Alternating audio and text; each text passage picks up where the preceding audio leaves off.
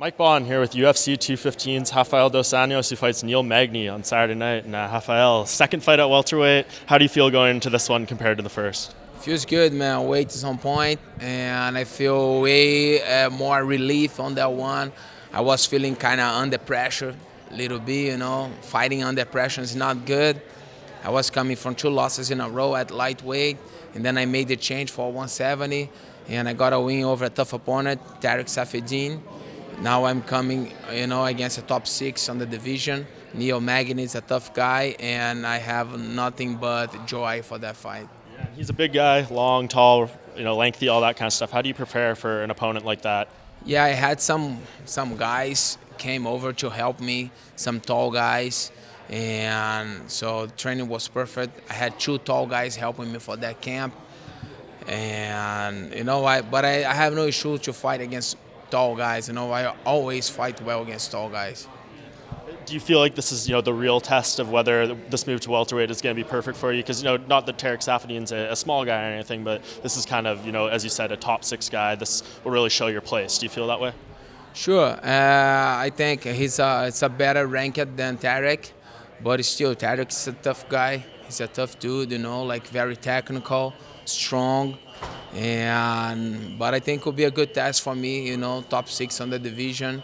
And that's my way that I have to climb for that belt. Yeah, and speaking of the belt, Sean Shelby just came out the other day and said that if Demian Maia was unable to fight at UFC 214, they were going to offer you the title shot. How aware were you of this? Was there any talks where you actually offered the fight? What was your involvement in this whole situation? Yeah, man, I just got back. I got back from Singapore. 20-something hours fly.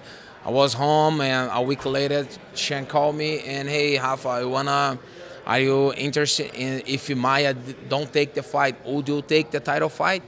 Like a week after my fight, I said, of course I would. I didn't think twice. I said yes right away. And then he goes, okay, as of now, we have 30% of chance of you have that fight. But next week, follow-up week, Maia ending up taking the fight. But I wasn't frustrated because the fight didn't happen. I was just happy because UFC, Sean having me on his thoughts, but I kept training. I was training all the way until the weigh-ins because we never know what could happen, And I was ready to replace him. That's why I took that fight in September 9. So more it was flattering, right? That they even thought of you, that they considered you, so highly, even though you've only had 1 fight in this weight class. Sure. I'm a former champion of one of the toughest division. I beat the top guys on this game. I've beat the top guys on this game. And for sure, my run for the title at 170 will be way shorter than I had for the lightweight title. Absolutely. And what do you make when you watch Tyron fight Demian Maia in that fight? He's been criticized for his last 2 fights a lot. When you watch him, do you see a beatable champion there? Or what do you make of how he's performed in his recent title defenses? Sure, man. I have a lot of respect for Tyron. He defended his title 3 times in a 1-year period. The guy deserves respect. But one thing, I can be a threat. I can be a threat. I'm an aggressive fighter. I will walk forward. I will make sure I push the pace for 5 rounds. One thing will happen. Or he will break or I will break. I'm sure I'll not break. I'm sure about it. And I will, push the pace hard. I will make him fight. I'm not going to let him walk around. I'm going to make him work.